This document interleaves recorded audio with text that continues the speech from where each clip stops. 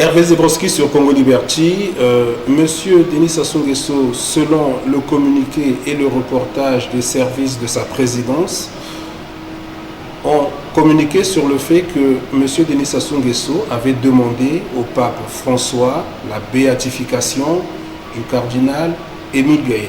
Est-ce que là, vous applaudissez Monsieur Denis Sassou Nguesso? Voilà un homme qui est lui-même le propre criminel du cardinal Émile Biaïda, qui vient 47 ans après la lettre qu'il avait écrite au pape Paul VI pour l'informer de la mort du cardinal.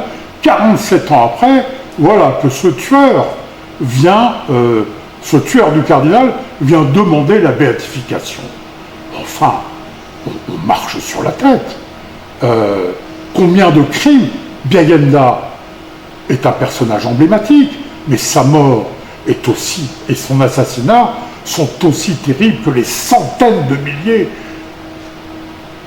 au minimum, d'assassinats qui ont lieu dans ce triste pays du Congo-Brazzaville depuis que Sassou Nguesso a fait ce crime rituel de l'assassinat du cardinal Émile Biaïda, car il s'agit d'un crime rituel. Sassou Nguesso et Antoinette sont venus, je dirais, se repentir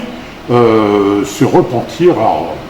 Et que tout ça est resté dans le secret d'une confession avec le pape François. Et ce ne serait pas leur premier repentir.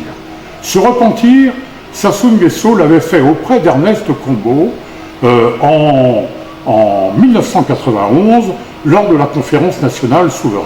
On est parlé avec Ernest Combo quand il m'a dit je lui avais pardonné, il m'avait confessé ses crimes, mais il m'a driblé.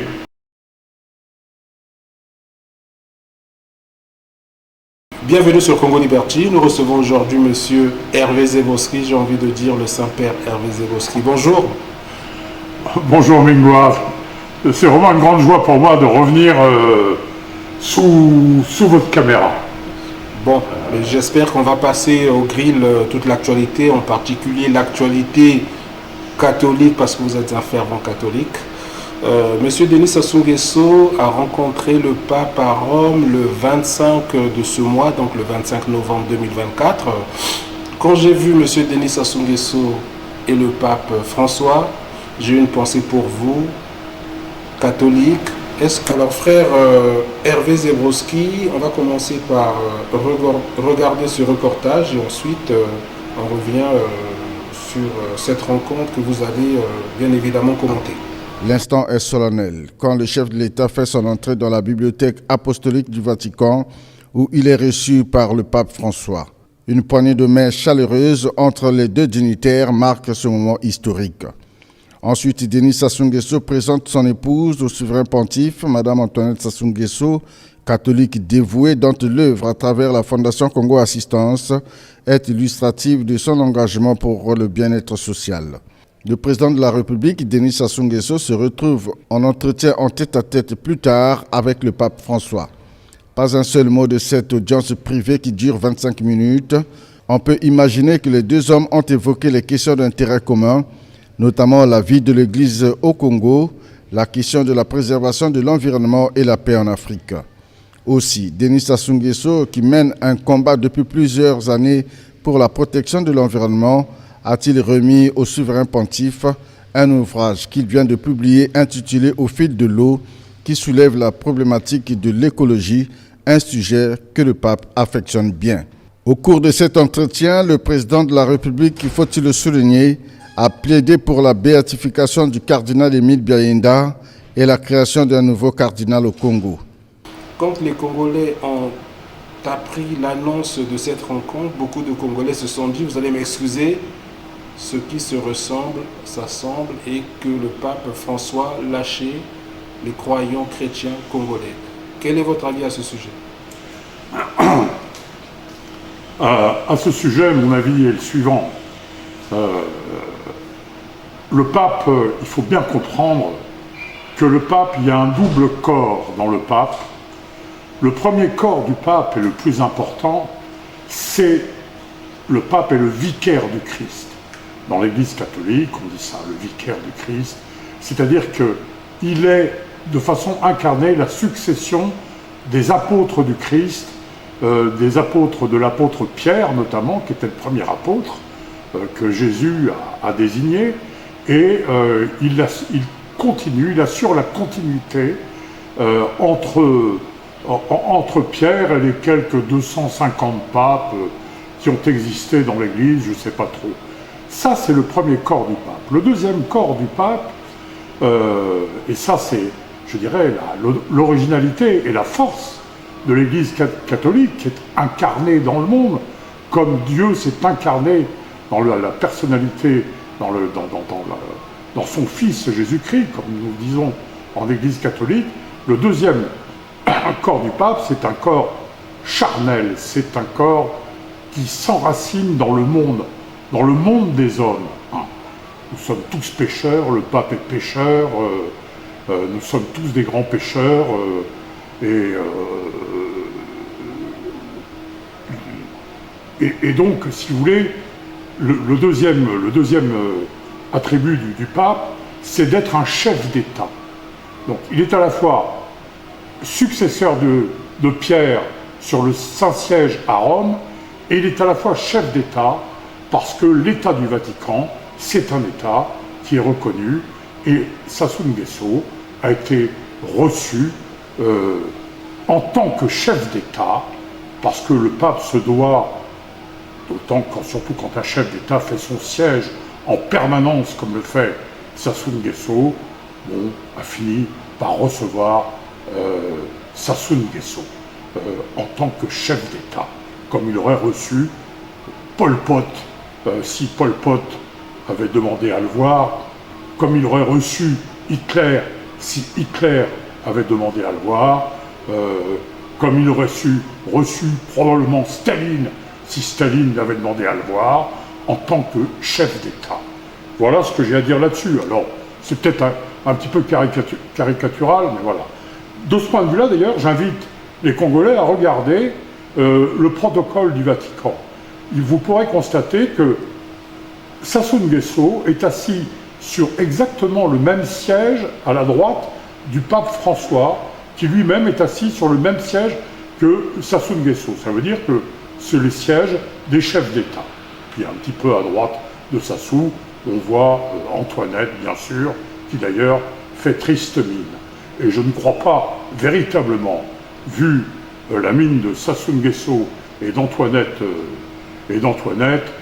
que l'entretien secret qu'ils ont eu pendant une demi-heure a été très joyeux, qu'on regarde bien les photos. Voilà ma réponse à cette question-là. Alors, que dire sur cette rencontre? Elle m'a fait sourire, parce qu'il y a très longtemps, je vais vous dire un truc qu'il faut bien avoir en mémoire.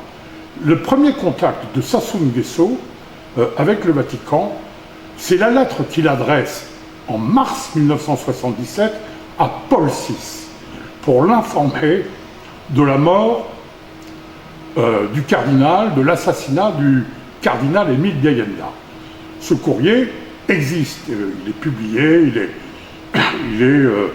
il est parfaitement aujourd'hui dans le grand public, je l'ai vu sortir plusieurs fois. Donc premier contact de Sassou Nguesso, il est ministre des armées et de la police, il détient toutes les armes du Congo, c'est en mars 1977, il écrit à Paul VI et il informe le pape que le cardinal nommé par Paul VI en 1973 vient d'être assassiné.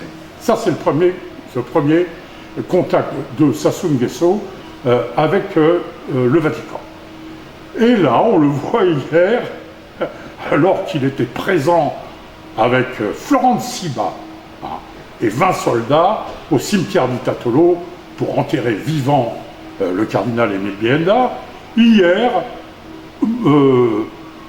son Excellence Denis Sassou Nguesso vient voir le pape et lui dit « il faudrait que vous pensiez à béatifier ». Alors, on va y revenir, cher frère Zebrowski. En ce qui concerne cette visite, beaucoup de Congolais, en tout cas, ont pensé que M. Denis Sassou Nguesso, suite à tous les crimes qu'on lui attribue, aurait demander pardon, je ne sais pas si c'est le mot, mais ce serait confié un peu comme dans le confessionnal au pape François. Est-ce que vous pensez plausible cette assertion?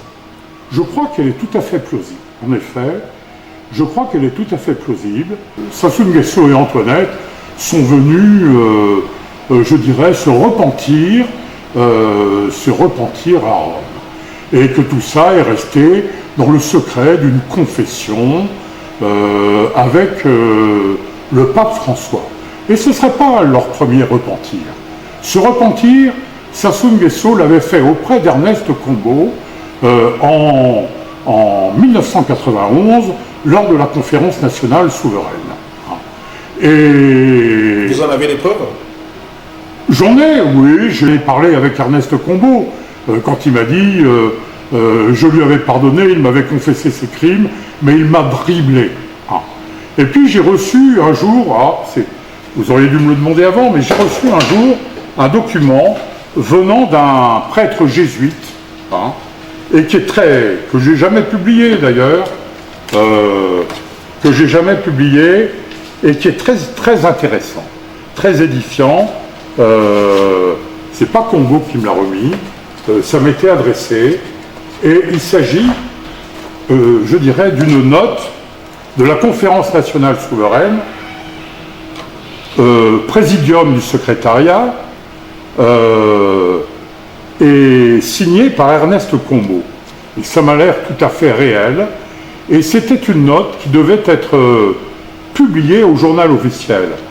Et il est dit dans l'article 1er, alors, le ministre de la Défense et Sécurité en fonction en 1977 est reconnu individuellement responsable des assassinats commis par le CMP dans la période allant du 10 mars au 2 avril 1977 inclus. Voilà. Cette note, là voilà.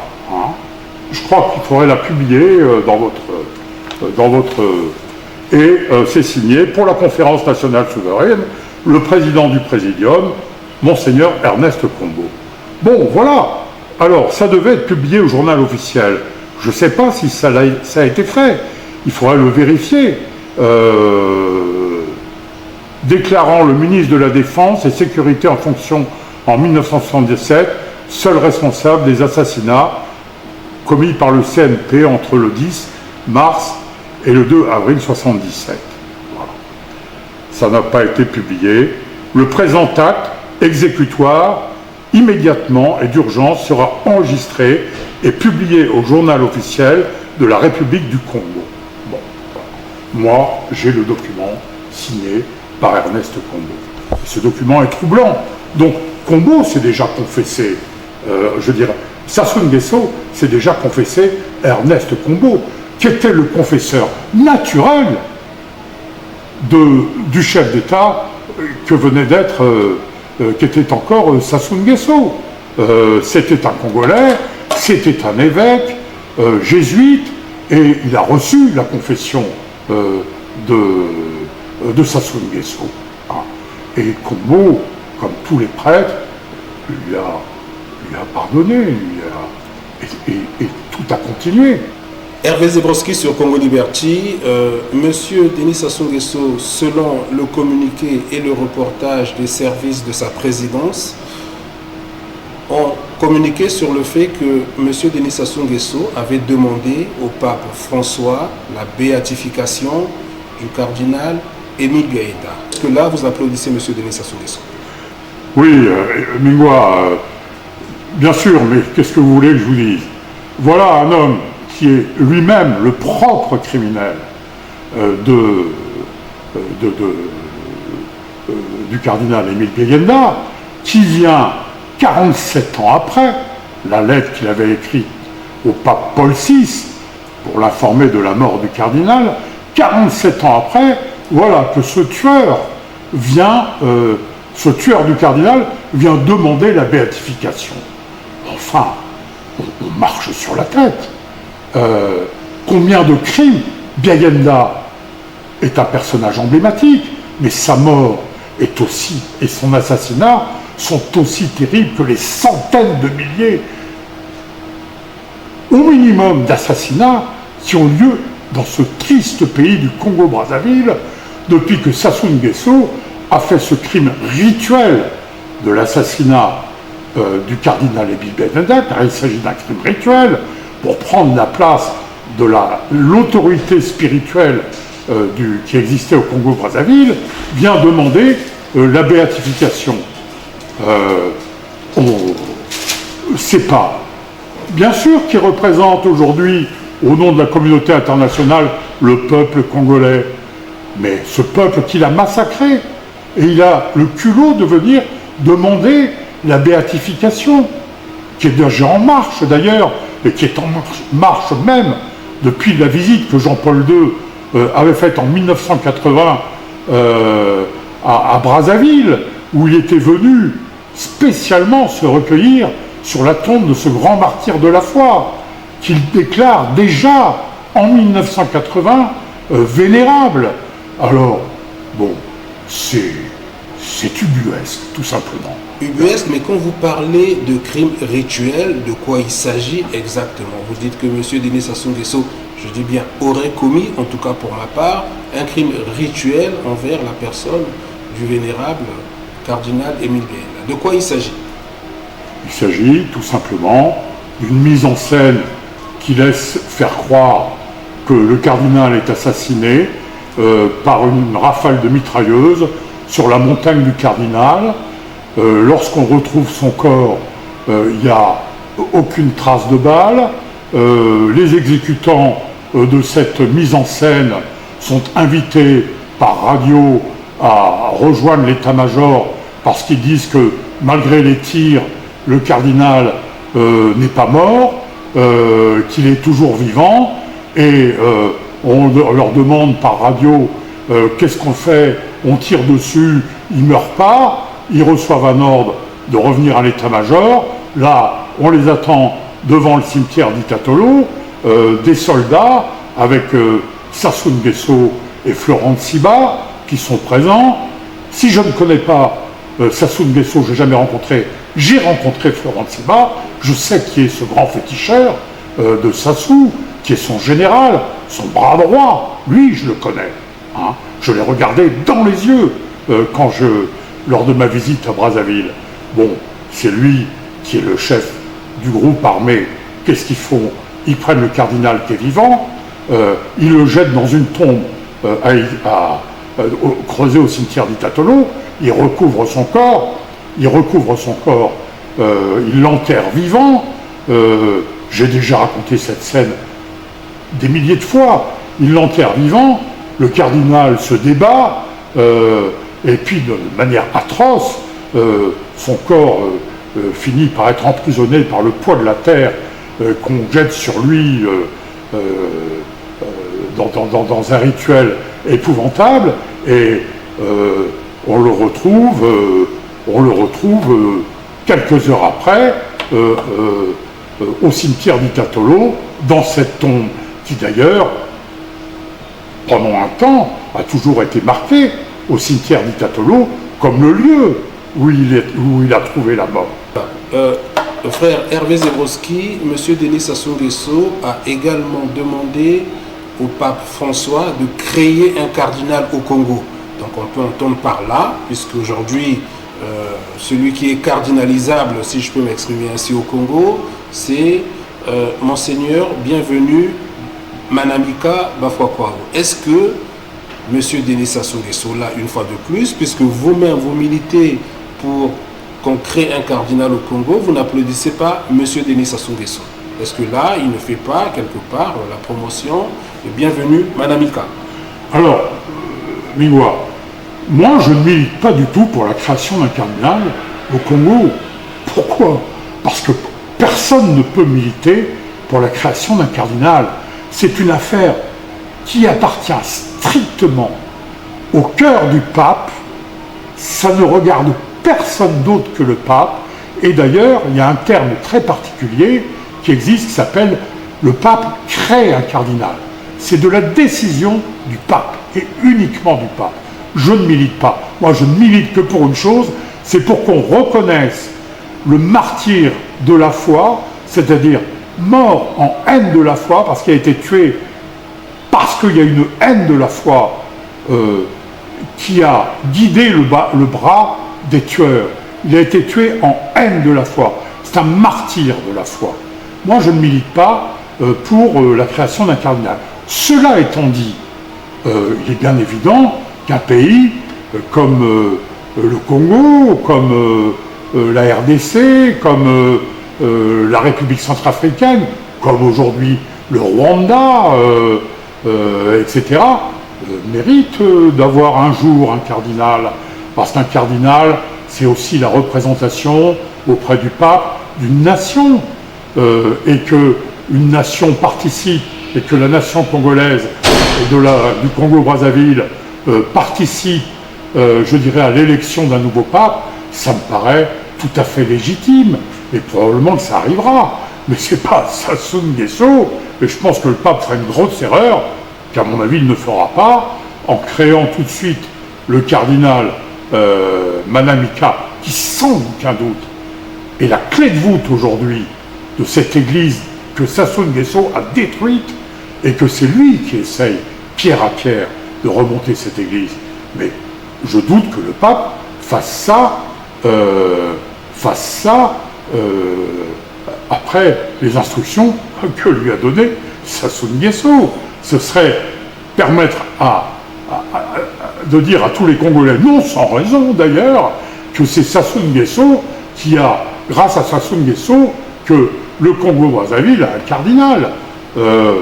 C'est une bêtise insigne. Les conseillers de Sassou Nguesso qui l'ont conduit à demander ça sont des imbéciles.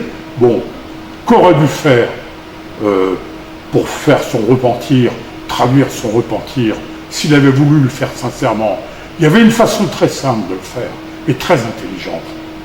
C'était de dire publiquement à Rome, j'ai des prisonniers politiques. Ils s'appellent Okambi Salissa et Jean-Marie Michel Mokoko. Ces prisonniers politiques ont été victimes d'une erreur judiciaire. Et j'ai demandé que les enquêtes qu'on a fait après l'ont établi. Le général Jean-Marie Michel Mokoko n'a jamais travaillé au désordre public, n'a jamais menacé l'État du Congo. C'est un bon fils. Et là, la décision de la justice a été excessive. J'ai demandé leur libération immédiate. Voilà le vrai geste qui aurait montré, si vous voulez, la contrition sincère, réelle, concrète, immédiate de Sassou Nguesso. Il y a aussi, vous allez m'excuser, frère Hervé Zebroski, on peut dire un très beau cadeau que M. Denis Sassou Nguesso a fait au pape, le livre Fil de l'eau, où on dit que le pape partage les mêmes intérêts écologiques, en tout cas de la protection de la planète, comme M. Denis Sassou Nguesso. C'est plutôt une bonne chose qu'on lui offre ce livre. Attendez, non mais je rigole. Moi je lirai jamais ce livre, je ne lis pas Au fil de l'eau, signé Sassou Nguesso, conçu par Jean-Paul Pigasse, édité par Jean-Paul Pigasse, dans les plus belles revues d'édition en France, j'imagine. Bon, tout ça va être bien évidemment encensé. Au fil de l'eau. Au fil de l'eau. Moi, j'ai pas regardé ce livre, mais est-ce qu'il montre les images du désastre de Pointe-Noire, complètement défoncé, dont les égouts débordent partout, pareil à Brazzaville? Est-ce qu'il montre les dégâts des exploitations pétrolières onshore, notamment par les Chinois, avec les pluies d'acide qui viennent jusqu'à faire fondre les toits de tôle, les demeures misérables des villageois du pays Viri? Non, mais enfin, de qui se moque-t-on? C'est exactement comme Congo Assistance, de la bonne et catholique et très pieuse Antoinette, qui a monté son ONG Congo Assistance, dont chacun sait que c'est l'endroit où il faut payer son écho quand on veut être investisseur au Congo-Brazzaville et avoir l'espoir d'avoir un petit bout de gâteau du Congo que ce soit un petit bout de gâteau de la forêt congolaise, ou des mines congolaises, ou du pétrole congolais. Il faut payer à Congo Assistance.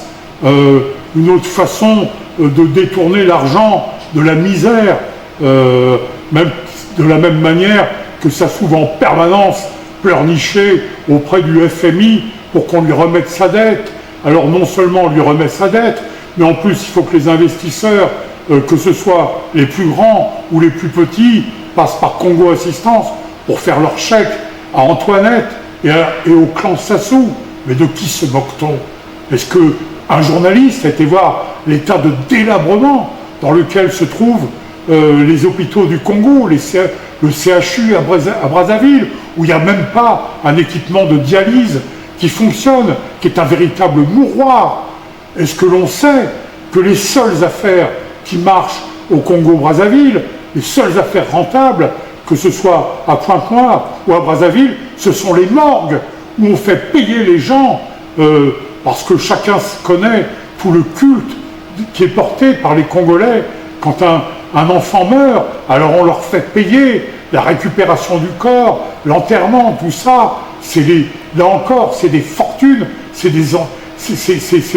un fric monstrueux qui est prélevé sur la mort auprès du peuple congolais pour aller chercher ces cadavres dans les morgues. Est-ce qu'on connaît l'enquête qui a été faite par un directeur d'hôpital du CHU, un Canadien, qui a fait un audit du corps médical et qui a détecté plus d'une centaine de faux diplômes de médecins qui opèrent et qui interviennent au CHU?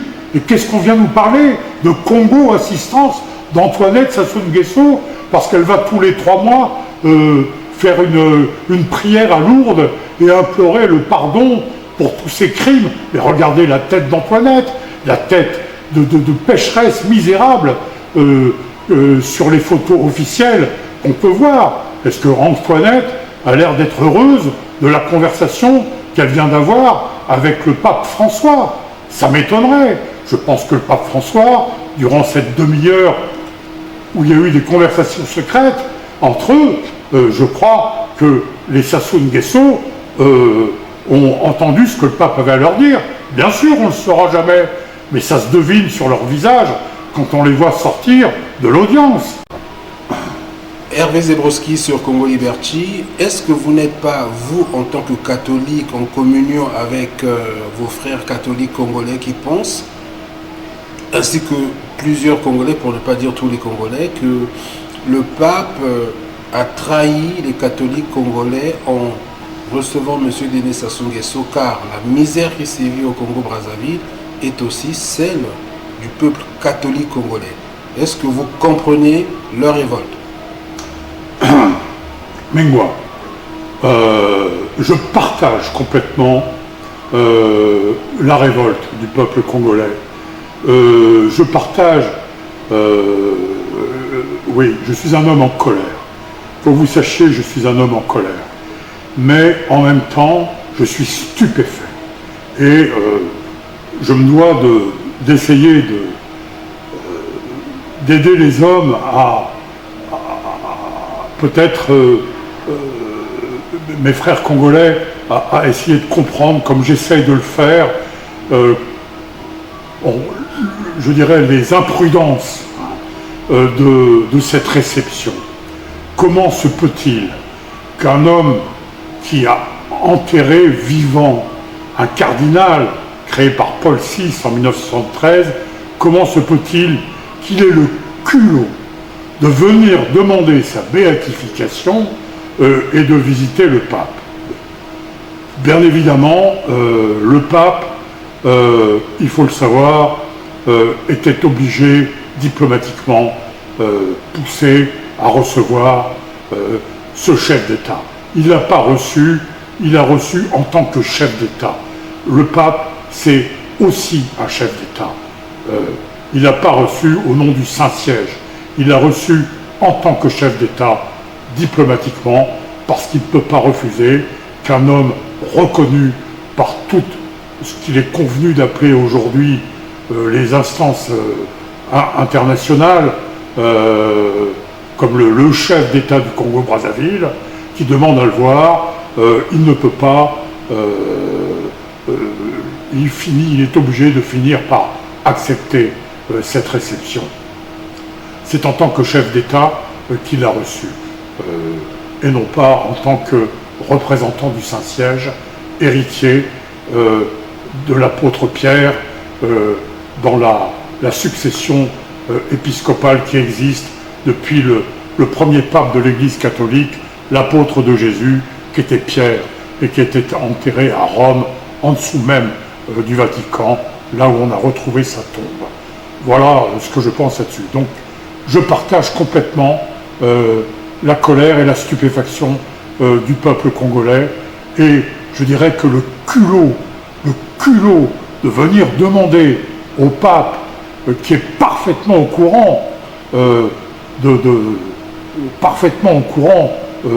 des conditions de l'assassinat du cardinal, le pape a dû être stupéfait devant la demande de Sassou Nguesso de béatifier, cette béatification d'ailleurs qui est en marche, et le Vatican n'a pas besoin de Sassou Nguesso pour béatifier le cardinal Émile Biayenda.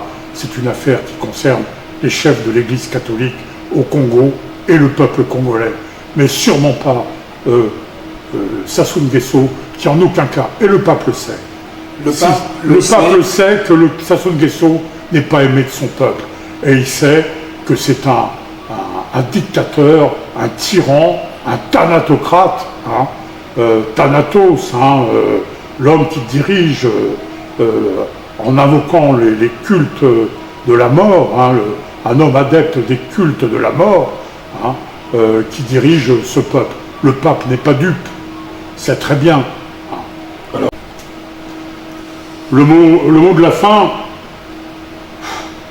je ne sais pas quoi vous dire, il n'y a pas de fin.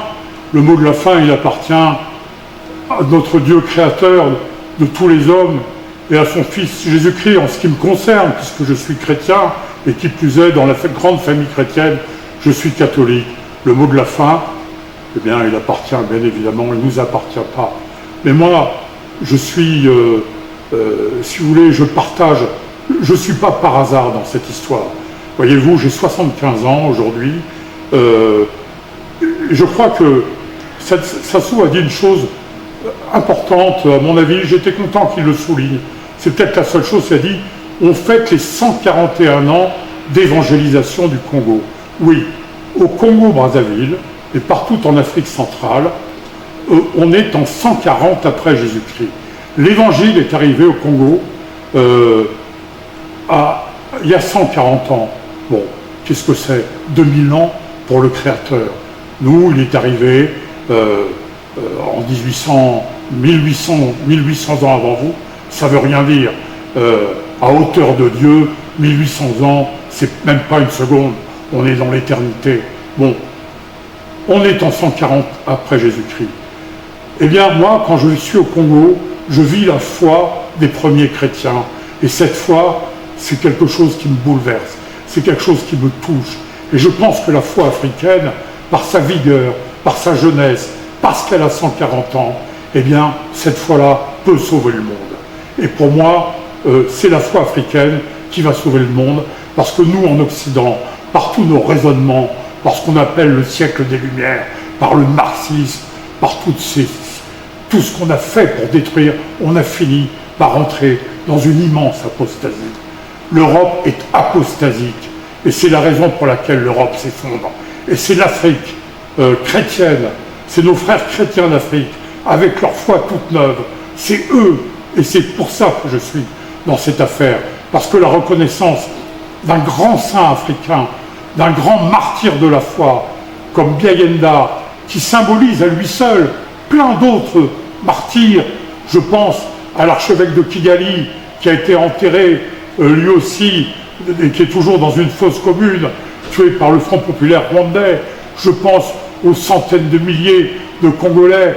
Je pense particulièrement en ce qui me concerne, à des morts qui m'ont touché, celle d'Ernest Combeau, j'en ai déjà parlé, qui m'a bouleversé, qui m'a révolté, et qui continue à nourrir, je dirais, ma vigueur, ma rancœur, ma colère. Hein.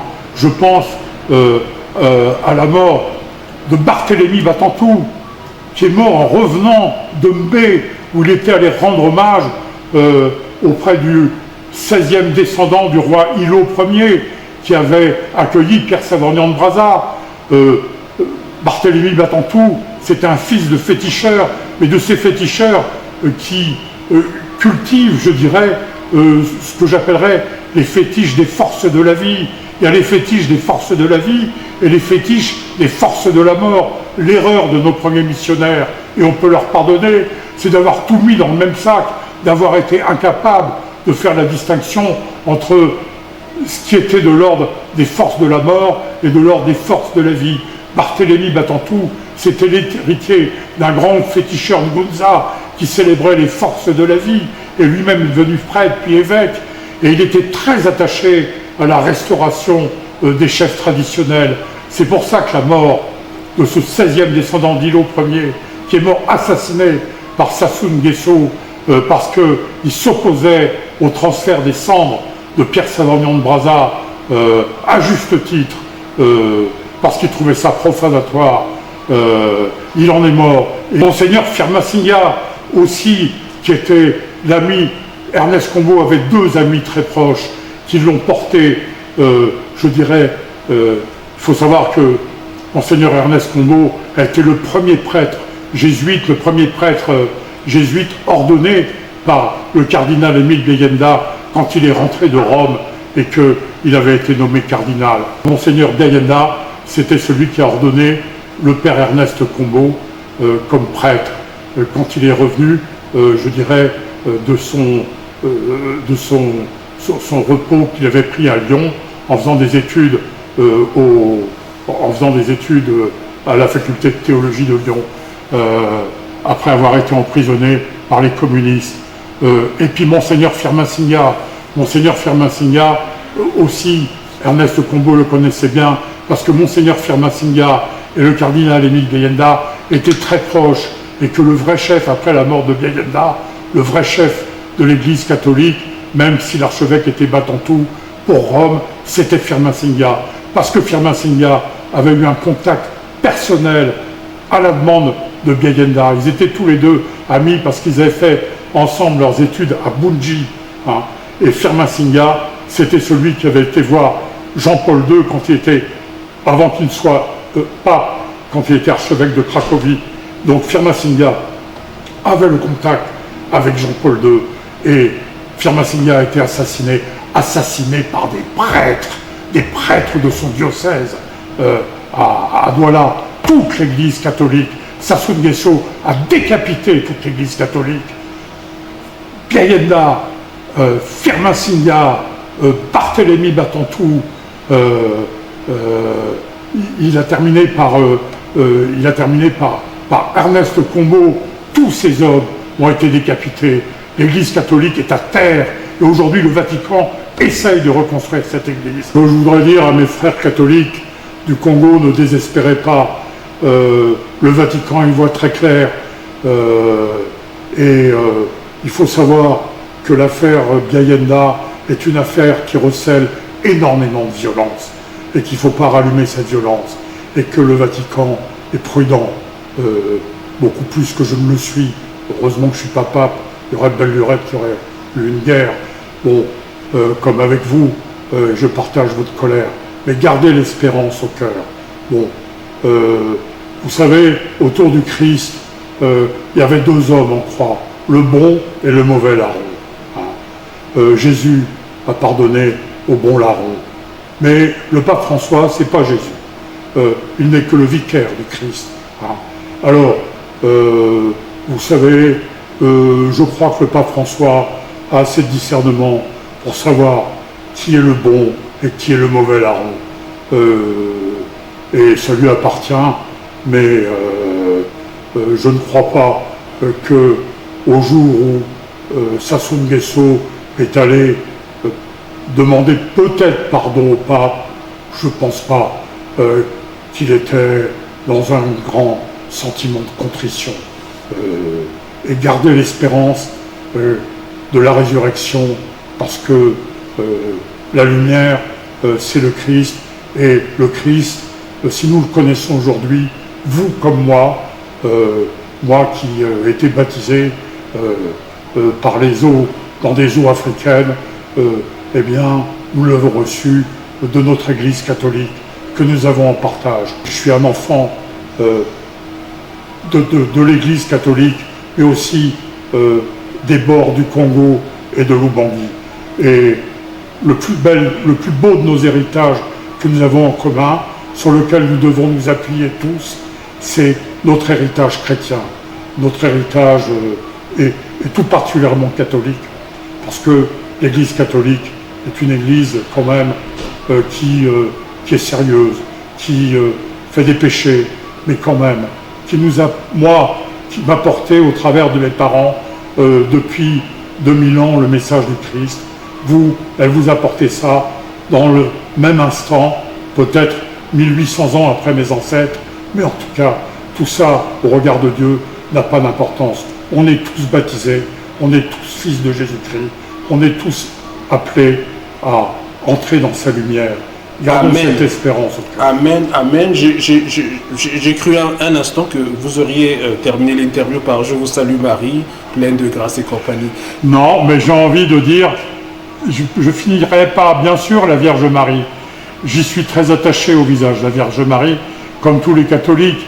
Et d'ailleurs, j'étais stupéfait par l'immense cortège que Manamika a organisé le 11 ou 12 août, avant le 15 août, avant la fête nationale, où tout le Congo-Brazzaville, il y avait, je ne sais pas, 200, 300, 400 000 personnes dans ce grand cortège qui était derrière la Vierge Marie, porté par des hommes jusqu'à la place Mariale devant la cathédrale.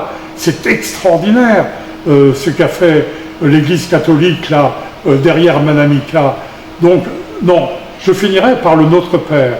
Seigneur, Seigneur, nous t'en supplions, délivre-nous du mal. Amen. Amen.